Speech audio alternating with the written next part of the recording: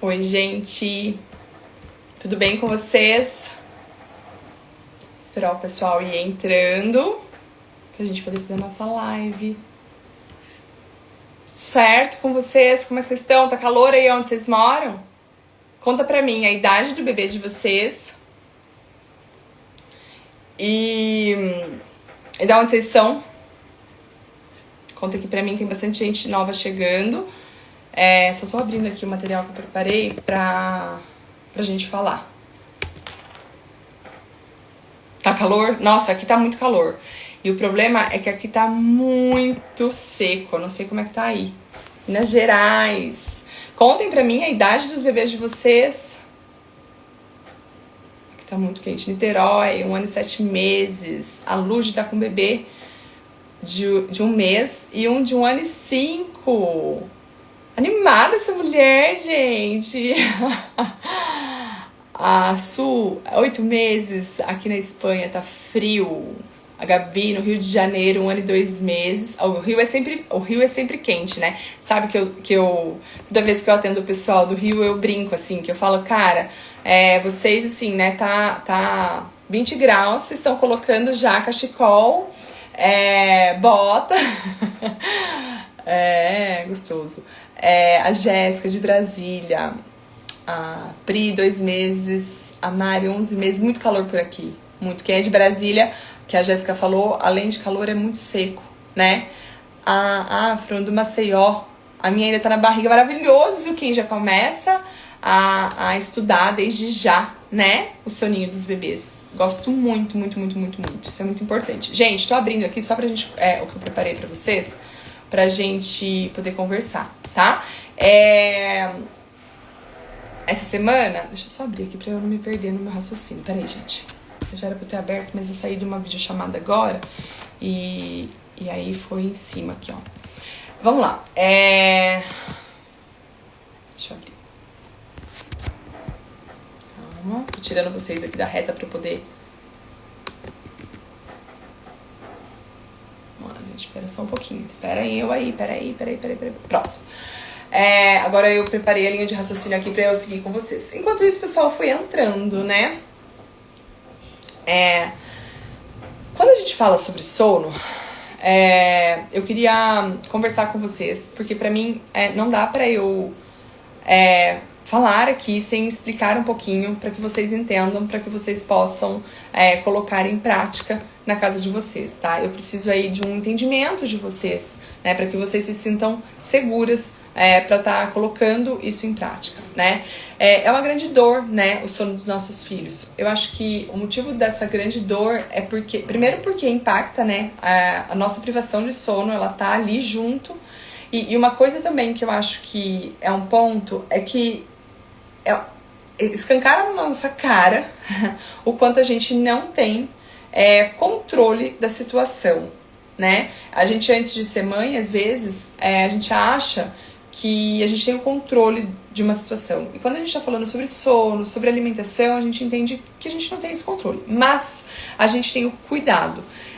A gente precisa entender que para que essa criança tenha um bom sono noturno, a gente precisa organizar o dia, a gente precisa atender a necessidade dessa criança no dia, né? Então, quando a gente fala sobre os despertares noturnos, o que eu sempre falo, assim, ó, anotem isso para que vocês chequem isso na casa de vocês, tá? Eu não tenho, gente, uma solução pronta, tá? Isso eu não tenho. É mentira quem vende isso. Cara, essa promessa, ela é bizarra de ruim quando diz assim pra mãe: compra aqui o meu curso, ou compra aqui a minha consultoria, ou compra aqui meu e-book, né?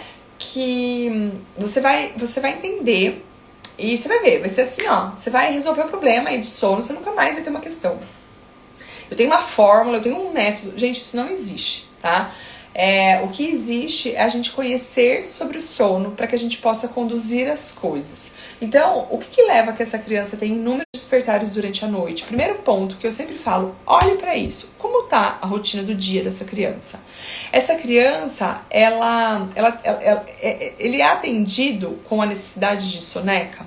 Então, vocês vão ver, eu tenho vários posts falando sobre isso ali no Instagram. E no e-book tem, e na consultoria também eu dou essa informação. E mesmo nos stories eu vivo dando essas informações.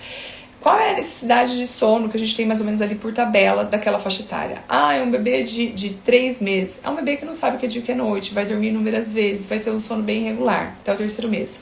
Depois ali, por volta dos 4 meses até próximo dos 6, é um bebê que vai fazer 4 sonecas. A soma dessas sonecas ela vai variar entre 4 horas e 3 horas e meia. Depois esse bebê, quando ele tá ali entre 6 meses a 9 meses, é um bebê que normalmente ainda faz 3 sonecas, que a soma dessas sonecas ela varia ali entre mais ou menos 3 horas. Já um bebê mais velho, né, um bebê ali de 8, 9 meses, pra frente, né, é um bebê que vai precisar de 2 sonecas. A soma das sonecas de mais ou menos de 2 a 3 horas. Então, assim, olhar para essa rotina durante o dia é muito importante. Uma outra coisa que para mim é de extrema importância é quando eu construo uma rotina, eu preciso entender que tem que ter uma certa sequência de atividade. Para que serve? Presta atenção nisso que eu tô falando para vocês. Para que serve sequência de atividades com a criança? Para gerar segurança. Imagina se alguém te pega e faz as coisas com você sem te avisar o que vai fazer, sem que você ao menos entenda o que está por vir. Quando eu trago uma rotina ajustada para a criança, não é que é um quartel, não é que nunca pode sair da rotina, mas é que essa criança vai se sentir segura nas coisas que são ofertadas. Então a gente entende, por exemplo, que antes do sono noturno, sempre tem um banho, tem uma massagem, tem um colinho. Eu me peguei muitas vezes, eu não sei vocês, mas eu me peguei muitas vezes com a Diana, com o Pedro não, né? Porque eu já tinha todo esse conhecimento. Mas com a Diana, eu já me peguei inúmeras vezes fazendo cada dia de um jeito, né? Então tinha dia que eu acertei o sono da Diana, ela tinha 10 meses. Então tinha dia que eu pegava ela e deitava com ela na cama e deixava ela mamar até pegar no sono. Tinha dia que eu tinha uma rede em casa que eu tentava ir pra rede. Teve dias de muito desespero, de muito cansaço meu, que a gente colocava ela no carro e saía da volta. Então a Diana, ela não entendia o que ia acontecer com ela. O sono simplesmente comia ela e ela nem sabia de onde estava vindo. O corpo dela não estava preparado para aquilo, né? Então, além de ajustar essa rotina do dia, é preciso ir criando esses rituais. Eu acho que hoje se é vendido sobre ritual como se fosse algo mágico, milagroso, transformador. E não é isso. O intuito é trazer para a criança uma segurança que depois daquela sequência de atividades é hora do sono. E aí a gente às vezes tenta o ritual 1 dia, 2 dias, e você fala, cara, não fez diferença. E você simplesmente deixa de ofertar esse ritual. Volta a fazer cada dia de uma forma. E aí eu não passo uma mensagem de segurança para a criança. Quando chega até mim, a mãe, que diz assim para mim, gente, frase clássica, eu vou falar para vocês, peraí. Eu já fiz de tudo. Eu fui essa mãe que falei. Eu já fiz de tudo, mas meu filho não dorme. E aí eu dizia mais ainda. Eu passei por fases dizendo assim, eu já fiz de tudo, meu filho não dorme. Eu acho que simplesmente ele não gosta de dormir e eu vou ter que aceitar isso. Gente, tem crianças que têm uma necessidade maior de sono e tem crianças que têm uma necessidade menor de sono. E isso precisa ser entendido e respeitado. E tá tudo bem. Agora, não existe, não é normal, não é aceitável inúmeros despertares.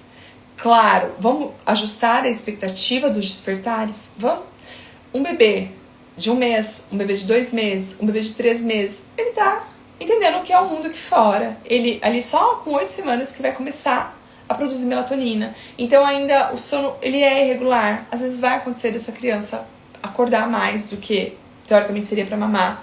Esse bebê tá aprendendo a mamar, tá ganhando peso. Então sim, é muito irregular. Mas ali, a partir do 4º mês, eu preciso entender que precisa começar a ter uma ordem nas coisas. E começa a gente precisar a entender e ajustar também que sim, é um bebê que começa a dormir melhor. É um bebê que com 4 meses, se não é um bebê faminto, ele vai estar acordando ali no máximo 2 vezes para mamar.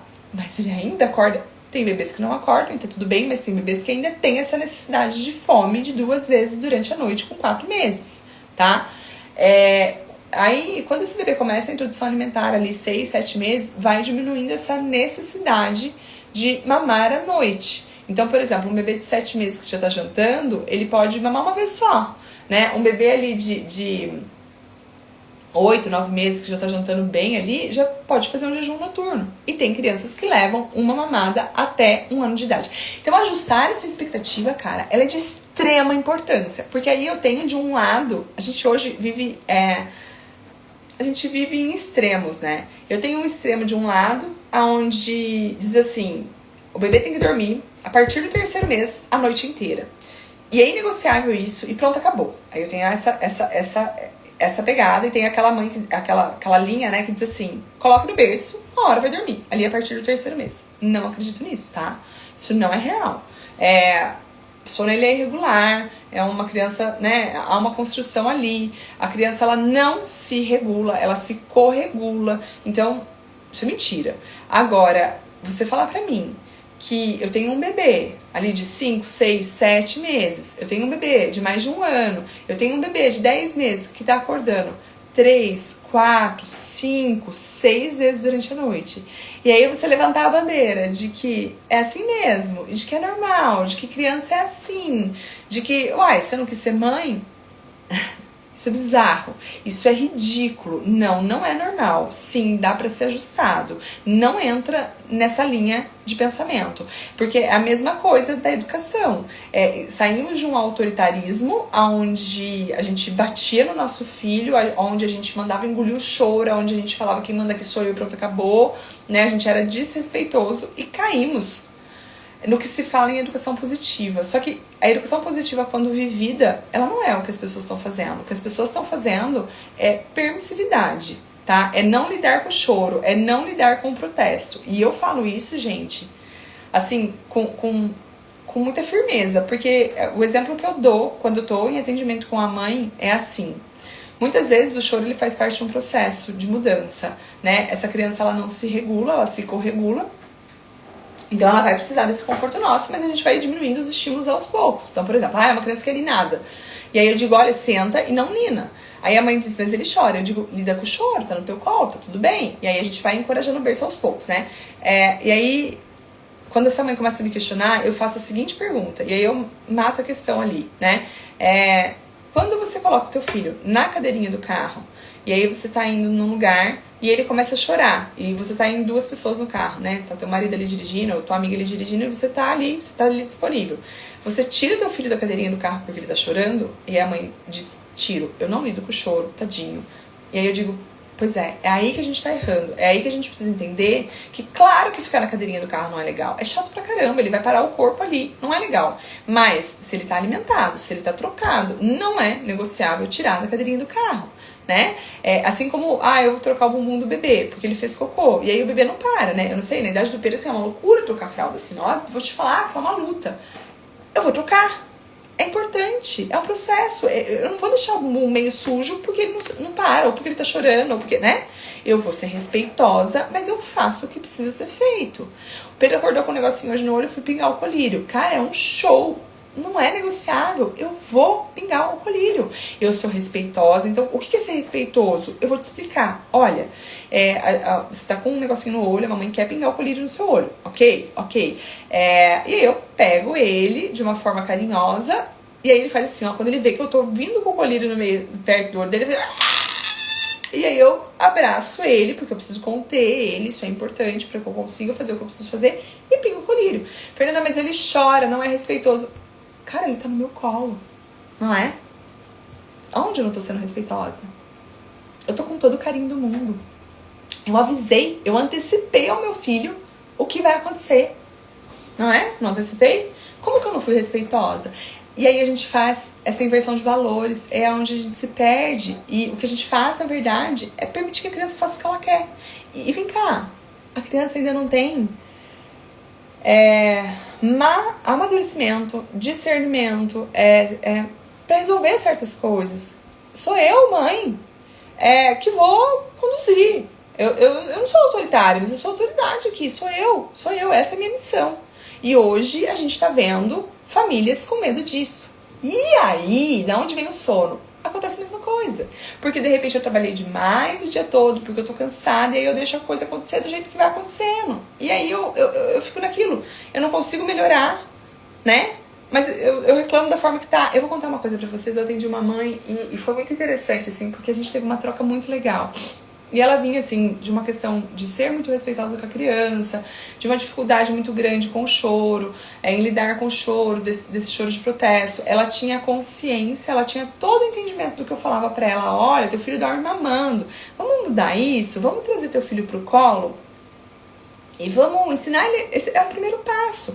Ai, não é uma associação? Claro que é. Mas por que eu vou fazer essa transição? Para que daqui a pouco ele vá pro berço mais acordado, porque isso vai eliminar os despertares, é um ponto. Ele tem essa autonomia para eliminar o ciclo de sono, né? Isso precisa ser claro.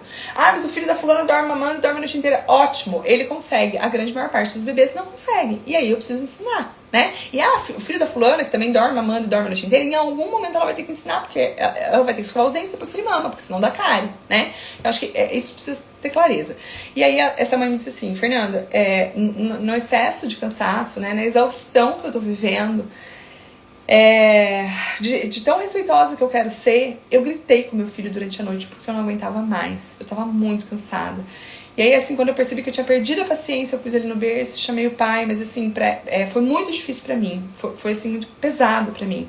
E aí eu disse pra ela, pois enquanto a gente entra nesse lugar, que a gente não se respeita e que a gente vai sendo permissivo e vai deixando as coisas acontecer, gente, todo mundo é ser humano, uma hora você explode de uma forma ou de outra.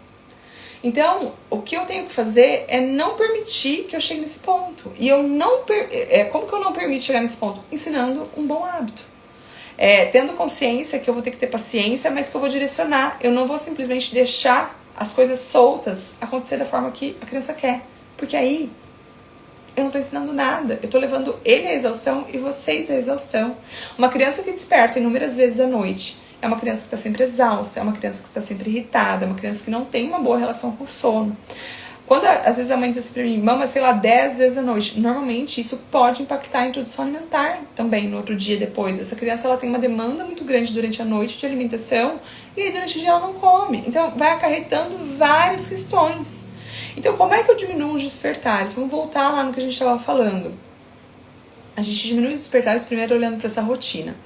Gente, eu tenho atendimento, a consultoria ela é extremamente personalizada, né? Então, assim, se vocês querem ajuda, querem, né, esse auxílio, me chama, eu explico como é que é. Mas olha só, Fer, eu não quero, eu não tenho como pagar, ou eu não, né? Gente, eu tenho conteúdo gratuito, explicando mais ou menos o que cada criança precisa em cada faixa etária. Tá aqui, nos meus fios ali. Eu tenho um grupo do WhatsApp, gratuito, que pelo menos uma vez na semana, não vou mais lá, mas uma vez na semana eu vou e levo informação pra vocês. Então assim, ó, vamos sair do vitimismo também, né, gente? Vamos pegar as informações, vamos estudar lá, vamos colocar em prática, vamos anotar, porque é aquilo, pra eu sair desse lugar, eu preciso pegar essas rédeas aí e dizer, vamos lá, vamos ajustar, tá? Então eu acho que esse é um ponto importante. Então tá, ajustei a rotina, criei ritual, entendi que não é mágico, mas é uma sequência de atividades que a gente vai fazendo. E tá tudo bem alinhadinho, tá tudo bem lindo aqui. Aí eu vou olhar para esse ambiente de sono, porque presta atenção no que eu tô falando pra vocês. Ambiente de sono é um ponto que pode gerar despertares. Hoje eu conversei com uma mãe e ela disse pra mim, não, Fer, mas é uma luzinha que tem lá, que vem de fora. Cara, é uma luzinha. Ela é suficiente para a criança se despertar mais. É só isso? Gente, não, claro que não é só isso. Mas isso é um ponto. Tá? Isso é um ponto, tá? Ambiente de sono de novo, na consultoria entrega tudo isso, né? No e-book tem tudo isso, mas tem gratuito aqui, galera. Para de arrumar desculpa, coloca em prática, né? Vamos olhar lá, rolar meu feed, vamos olhar, vamos entrar dentro do quarto e vamos ser minuciosa. Gente, eu vou falar uma coisa pra vocês, que esses dias eu tava conversando com uma amiga e eu falei isso assim, ó. Ser mãe e ser pai dá trabalho. Não é um negócio que tipo, nossa senhora, é só alegria, não dá trabalho, é leve, é sempre leve. Não. O que pra mim traz leveza é eu entender o que tá acontecendo, é eu me sentir segura, mas dá trabalho. Eu acho que é leve quando a gente tem esse domínio do que está acontecendo, assim, com relação a conhecimento, mas é trabalhoso. Então, entra dentro do quarto e olha para esse ambiente. Ambiente de sono é escuro, é escuro. Hoje eu ainda dei super risada com isso. Eu falei, meu, o quarto do Pedro tá com com papel cartão colado no vidro da janela. Sei lá eu desde quando que eu falei que era provisório e tá lá. Mas o que faz esse papel cartão? Faz com que às 5 da manhã, num horário que já é dia, não entre luz dentro do quarto. Entendeu? E aí, então, é muito importante esse olhar para esse ambiente. Ah, o ponto do ar-condicionado. O ponto do ar do quarto do Pedro tá tampado com fita isolante. O ponto da babá, assim, eu não consegui deixar a babá completamente escura, mas tá o mais escuro que eu consigo. A temperatura, né? A gente tá aí no momento que tá no Brasil. Meu Deus, que calor, né? E meu Deus, o quanto tá seco, né? Então, assim, a temperatura, quem tem ar-condicionado é maravilhoso. A gente vai ligar o ar-condicionado entendendo que no início da noite tem que estar mais fresco o quarto, né? E pra quem não tem ar-condicionado, porque aí, mas eu não tenho, então é por isso. Não, cara, vamos achar a solução, vamos colocar uma roupa mais fresca, vamos dar um banho mais fresco antes dessa criança dormir. Vamos ligar o ventilador junto com o umidificador, né? É isso, assim, eu vou criar uma solução. O ambiente precisa ser justo. Ajustado, né? A Gabi fez uma pergunta aqui que eu vou trazer pra vocês que acho interessante, né? É algo que eu bato muito nos meus atendimentos. Soneca precisa ser no escuro? Não, não precisa. Hormonalmente não tem nada que explique. Só que, na minha casa, por exemplo, Porque é muito mais fácil... do Pedro, por exemplo, se entregar a soneca, fechar o olho, tipo, se desligar, né? E emendar o ciclo de sono. Se tiver luz, ele vai querer meio que olhar para as coisas. Ah, mas a minha casa, o meu filho faz sonecas maravilhosas e é no claro, e funciona. Segue a vida, tá tudo certo. Hormonalmente não tem nada que explique. Mas a noite é no escuro. A noite é inegociável, é hormonal. Melatonina, ela não é só o hormônio do sono, assim como ela também faz parte do nosso sistema imunológico. Quando eu tenho luz de alguma forma, que não seja luz vermelha, né? A luz vermelha é a única que não impacta essa produção, mas luz, né? Ou que entra do quarto, que enfim, eu impacto essa produção. E isso é saúde, isso é cuidado, isso precisa ser olhado, tá? Então é breu, é inegociável, é breu, tá? Eu preciso amamentar, tem um ponto de luz vermelha, você vai amamentar, né? Fresco, né? Igual eu falei pra vocês. A noite inteira eu não deixo, Nath, não deixo. A não ser assim, primeiro mês de vida, a gente super insegura que tá, deixa lá, tudo bem. Mas depois a criança começa a interagir com o ambiente, não deixo, inegociável.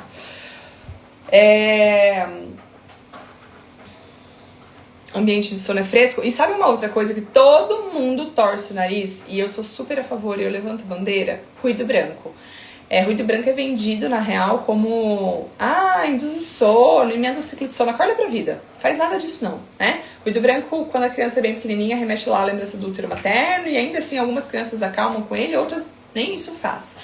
Mas, o que eu acho que faz muito sentido o ruído branco é abafar o som de fora. Entendeu? O negócio pode estar pegando fogo lá fora e a criança tá lá dentro do quarto, com o ambiente apropriado. Não tá querendo... né, ficar curioso ali o que tá acontecendo. Quem é mãe de 2, quem é mãe de 3, quem tem cachorro, entendeu? Quem mora em rua movimentada. Gente, a vida é essa. Mas a minha casa é um extremo silêncio, tá? Do extremo silêncio você derruba uma panela, a criança acorda. Então, assim, ruído branco é vida, usado a 2 metros de distância do ouvido do bebê, até 50 decibéis. Eu, na minha casa, na soneca, eu deixo alto, né, até ali nos 50 decibéis. No sono noturno, eu deixo, mas eu deixo baixo, bem mais baixo. E eu deixo a noite toda por 2 motivos. Primeiro por conta ali do início da noite, porque, né, que ainda tem a movimentação na minha casa. E o segundo... Não, são 3 motivos aqui agora pensando. O segundo o meu filho é o louco do piu-piu. Louco, ele não pode escutar barulho de passarinho, que ele começa piu-piu mamãe, piu-piu mamãe, piu-piu mamãe. Imagina essa criatura acordando no piu-piu mamãe, eu ia ficar louca, eu não ia dar conta disso, né? E o terceiro motivo é que eu vou pra academia às 5 da manhã. E o meu portão, ele faz pá! Ele bate assim, e vai o barulho lá no quarto das crianças. Então, eu usando o ruído branco, ninguém acorda às 5 da manhã, que é um horário já que o corpo tá meio que pronto pra acordar, tá? Então, eu sou apaixonada. Ruído branco não tem que ser som de útero, não tem um som específico, é tudo que a gente tem som contínuo, né? O som tem que ser contínuo. Qualquer um pode usar ruído branco. Fora do Brasil, é muito comum, assim, né? Principalmente por conta das casas não ser um isolamento acústico dentro, né, assim, tão grande, igual o nosso, que é de tijolo, o pessoal usa muito ruído branco. Eu amo, tá? Eu gosto muito. Pode ser barulhinho de chuva, que é o meu preferido. E ainda assim, então, a gente ainda continuando a falar sobre como é que eu diminuo os despertares. Pô, já ajustei a rotina, né? Já deixei a rotina linda, tá? Maravilhosa. Já criei esse ritual, né? Com o meu filho, já tá legal também. Ele já tá entendendo o que tá acontecendo. Eu já olhei para todo esse ambiente de sono e também tá tudo muito redondinho. Gente, vamos olhar pra forma de dormir. Eu não começo nas sonecas, talvez na soneca você ainda mantenha a forma que tá fazendo. Eu vou iniciar no sono noturno. E aí, gente, olha só, é um processo. Na grande maior parte das vezes, toda mudança gera desconforto. Vai gerar desconforto em todo mundo. Vai gerar desconforto na mãe, que vai ofertar de uma forma diferente, ou no pai. E vai gerar desconforto na criança. A verdade seja dita. Aí vem a questão assim, ai, mas se gerar um desconforto, meu filho vai chorar, o cortisol vai aumentar, e meu filho vai traumatizar. Para! O cortisol já tá aumentado, gata, já tá dormindo mal à noite, já acorda inúmeras vezes. Vamos acordar pra vida, não é? No dia seguinte, uma criança que tem uma mãe que acorda inúmeras vezes à noite, tá assim, completamente sem paciência. Falei hoje no atendimento de consultoria que eu fiz, assim, falei, né? Como é que a gente tá no dia seguinte? Arrebentada, não tem como a gente não tá, não é isso? O cortisol, ele vai aumentar porque há uma mudança ali. Porque a gente é resistente, a criança ela é resistente. Ela ainda não tem segurança nessa nova forma. Mas quando a gente oferta com consistência, quando a gente está ali do lado para corregular, e aí vai depender de qual é a associação que meu filho tem. Ah, meu filho só dorme mamando. Não vai mais dormir mamando. Eu vou tirar essa criança do peito acordada ou da mamadeira acordada e vou trazer pro colo. Fernanda, meu filho chora. É esperado que ele chore. Por quanto tempo ele não dormiu assim? Acontece que na grande maior parte das vezes vem aquilo. Primeiro, a gente não lida com o choro. Lembra da cadeirinha do carro que eu falei pra vocês? Isso acontece. A gente não tá preparado pra esse choro, né? Segundo, a gente cada hora faz de um jeito. Aquilo que eu já falei pra vocês que é frase clássica da mãe. Já fiz de tudo. Nossa, você quer ver? Quando a mãe diz assim pra mim, chega pra fechar a consultoria, ela diz assim pra mim, Fernanda, eu já fiz de tudo. Eu falo, pronto, essa mãe ela tentou, mas ela não organizou. Ela tem que ter uma ordem. É um processo, né? Não adianta você fazer um dia, você fazer uma coisa e não fazer a outra.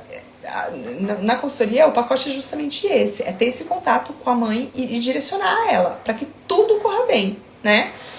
Então, a gente precisa mudar essa forma de adormecer, ajustando a expectativa. Eu tenho uma mãe que ela disse assim pra mim, hoje é quarta, eu atendi ela na segunda-feira. E ela disse assim pra mim, eu vou tentar um pouquinho hoje. Ela tem uma questão assim, né? A forma do adormecer tá ajustada, tá tudo muito bem alinhado, né? E aí a gente tá agora, a forma do adormecer tá ajustada? Não. A rotina tá ajustada e o ambiente de sono tá ajustado. E a gente tá agora, nesse momento de vida com eles, a gente precisa mudar a forma de dormir. Dorme mamando. 10 meses, acorda, uma noite boa aí, umas 4 vezes pra mamar. E aí eu disse pra ela, nós vamos mudar essa forma de dormir. Então a gente precisa trabalhar isso. E ela disse assim pra mim, eu vou tentar um pouquinho. Cara, nem tenta, gata. Nem tenta, porque vai ter protesto. Entendeu? Vai ter protesto, não tem como não ter. É diferente pra criança. E aí, essa mãe não tá segura. Quando ela diz assim pra mim, eu vou tentar um pouquinho, ela não tá segura. Ó, Milena, como posso saber sobre a consultoria? Me chama, depois que terminar a live, você entra no Linktree, tem o meu WhatsApp, e aí você me chama lá, que aí a gente conversa e eu explico pra você, tá? Como é que funciona o acompanhamento. E aí eu disse pra ela assim, você não tá segura. E aí, gente, é louco, né? E não é pra trazer culpa, jamais seria pra trazer culpa, porque eu sou mãe como vocês, tá? Quando a gente tá segura de uma coisa, aflora, a criança sente, né? Quando a gente não tá segura, a gente não consegue ter consistência, a criança também sente essa insegurança, e normalmente aí é onde a gente passa cada hora uma mensagem, cada hora uma coisa, e aí você não vai sair do lugar. E aí fica... E a sensação, eu não sei, eu vou dar um exemplo aqui, né? A grande maior parte de vocês são mulheres e mães. Eu tenho uma questão, né? Assim, eu sempre tô de dieta, fazendo dieta, assim, sempre tô tentando controlar minha alimentação, porque eu amo comer, né? E sabe aquela sensação de que você tá de dieta que você quer muito emagrecer, mas que você tá sempre furando a tua dieta, e aí você sempre tá, né, assim, ou comendo chocolate, ou fazendo as coisas não tão como deveria, e aí a sensação que você tem é que você tá sempre se vigiando, que você tá sempre de dieta, mas você não sai do lugar, e aí você tem vontade de explodir, porque você tá sempre tentando fazer e você nunca tá conseguindo evoluir. Eu por várias vezes na minha vida, assim, eu tenho essa sensação quando eu olho pra dieta. E é a mesma coisa sobre o sono. Então, assim, entenda o que tem que fazer. Entendeu? Ah, vamos mudar a forma de adormecer. Não vai ser mais no peito, agora vai ser no colo. Vai ter choro, vai ter protesto. Quanto tempo? É só no primeiro momento da noite que a gente vai bancar isso fortemente. Quanto tempo pode chorar? Eu vou falar uma coisa pra vocês. A Diana foi nível hard, né? Das coisas. Então eu sempre falo, ó, quando eu tô em atendimento, quando eu entro em atendimento com a mãe, eu digo assim, ó, tô te preparando pro difícil. Porque se vier fácil, aí você tira de letra. A Diana, nas primeiras noites, chorou 50 minutos no meu colo. Sem parar. 50 minutos. Eu falava, Jesus amado, essa menina não vai parar de chorar. E aí eu pensava assim, eu não vou voltar lá pro peito, não dá mais, tá insustentável. Eu tinha vezes que eu tinha assim, de uma coisa deliciosa que era uma amamentação, eu fiquei assim num ponto que eu falei, não suporto mais. Então eu falei, não vai voltar pro peito, não vai. Mas ela já tinha mamado, ela tava no colo da mãe dela, que é a pessoa que mais ama ela no mundo. Aí eu colocava ela aqui, ó, bem apertadinha no meu colo. Apertadinha, porque se eu deixasse ela solta, era insano quanto que ia levar. 50 minutos era apertadinha, assim, pra direcionar ela, que ela tinha que parar o corpo pra dormir. Com tudo que eu já falei pra vocês até agora, ajustado, e eu ninava ela. Fernanda, ninar não é uma associação. Fernanda, colo não é uma associação. Peraí, gente, eu preciso esperar. Não é uma associação? Claro que é. Lógico que é. Só que eu tô trocando, né? Eu tô fazendo... tô tirando... Eu brinco que assim, ó... Eu tô pegando um bombom e tô dando uma balinha, tô dando um pouquinho menos, pra que a gente possa ir caminhando, né? Então tá. Então aí cheguei naquele momento onde... E assim, esse choro de 50 minutos, ele é uma transição, não vai acontecer sempre, vai acontecer até ela se habituar com aquilo. Quanto tempo leva? Quanto mais consistente, mais a mesma mensagem você passar, mais rápido vai ser, né? E aí vem a questão assim... meu filho já dorme só no colo, de repente é no colo ninando, de repente é no colo parado, né? Se for no colo ninando, é começar a diminuir esse movimento. E se for já estiver no colo parado, que era o caso do Pedro. O Pedro, de 5 a 7 meses, nós pegamos, sei lá, 400 mil doenças respiratórias. E, obviamente, que a autonomia nesse rolê todo, sei lá, foi pro beleléu. E aí, ele com 7 meses, já comendo feito um touro, que o menino come, ele acordava 3 vezes à noite. E aí, ou ele queria meu colo, e muitas vezes o meu peito. Falei, chega, nós vamos mudar isso, eu vou te ensinar a dormir no berço. De novo, porque a gente precisa melhorar isso. O Pedro nunca foi ninado, tá? Exceto assim, em uma semana que nós tivemos influenza, quando ele tinha 5 meses, eu nunca dei o hábito de ninar. Eu sempre sentei com ele. E aí eu comecei a oportunizar o berço. Como é que você oportuniza o berço? O foco é no primeiro momento da noite. Então eu comecei a tirar ele do meu colo cada vez menos adormecido. A ponto de que um dia ele foi acordado. E aí naquele momento que ele foi acordado, ele meio que quis chorar ali, eu ninei ele dentro do berço. Eu pus a mão assim nele, ó, e fiz tipo uma gelatininha. Eu acolhi ele dentro do próprio berço. E aí ele aceitou. Aí na noite seguinte eu fiz a mesma coisa, já pus ele acordado no berço e ninei ele. Claro que aqui eu tô contando pra vocês, né? Sabe aquela história de que depois que passa a gente esquece e a gente nem acha às vezes que foi, né, que teve que ter tanta dedicação, que foi tão difícil? É isso. Então, claro que naqueles primeiros dias que eu fui colocar ele mais acordado no berço, teve dias que ele chorou, que eu vim pro colo, acalmei ele no meu colo, depois eu devolvi ele de novo. Isso tudo foi repetição, foi pegar as rédeas e falar, gato, mamãe vai te ensinar a dormir no berço. E aí eu queria fechar o raciocínio com vocês. Por que é importante? O sono não é só sobre isso, mas por que é importante adormecer no berço? Porque é fisiológico as trocas de ciclos de sono. Se essa criança não sabe adormecer no berço, na grande maior parte das vezes, quando ela se acordar, ela vai precisar daquilo que ela está habituada para voltar a dormir. Então, por isso que é um caminho que a gente tem. E aí, às vezes eu recebo questionamentos de tipo, mas eu quero um caminho mais rápido. Gente, isso assim, é cada família que a gente vai sentar, vai conversar quando eu tô em atendimento para direcionar. Mas de uma maneira geral, aqui dando uma informação numa live, um caminho gradual, desde que a gente assuma as rédeas e a gente entenda que o grande X da questão é a consistência, é esse direcionamento, é ensinar sobre, não é? E pra gente ensinar sobre, vai demorar mais para dormir, vai estourar essa janela de sono no começo, é natural que isso aconteça, mas eu vou permitindo, eu vou dando espaço, eu vou oportunizando, né? É repetição. E aí é uma coisa que eu gosto de dar bastante ênfase, assim, para que ajuste a expectativa, porque a tal principalmente a tal da mãe, ela vem meio com a expectativa meio desorganizada, né? Quanto tempo eu posso levar para ensinar a autonomia? Eu, com o Pedro, tô te contando, eu sou consultora do sono, eu sou consultora do sono, o meu filho começou a dormir a noite inteira ali com 8 meses, antes ele acordava, foi só um momento muito bagunçado do sono, mas de maneira geral ele acordava que era necessário para mamar, ele só conseguiu fazer um jejum noturno de 12 horas com 8 meses, antes disso ele precisava mamar, e aí eu não tenho um problema de sono, porque também as pessoas são tão loucas que às vezes elas acham, né, e bagunçam ali as informações, mas de uma maneira geral, quando eu ensinei esse processo gradual, a ponto de eu colocar o Pedro assim, e ajudar ele dentro do próprio berço, até o que eu faço hoje, que bate no berço e eu dou tchau e saio do quarto, foram 3 meses com muita consistência, com altos e baixos. Dá pra ser mais rápido? Dá. Mas por que eu falo que eu levei 3 meses? Porque as pessoas estão loucas, elas estão achando que é fritar pastel, entendeu? Então, quando, por exemplo, eu ensino aqui pra vocês, ou quando eu ensino lá na consultoria, que tem uma troca diária, eu quero ensinar pra você não ser dependente de mim, minha gata. Pra você daqui pra frente, quando esse bebê já estiver maior, você olhar pro sono do teu filho e você conseguir entender o desajuste, né? Eu acho que isso é muito importante. A gente quer um trem pronto, a gente quer um negócio mastigado. E isso, presta atenção no que eu tô falando pra vocês, não existe. Eu tô falando de um ser humano que precisa ser avaliado como um todo.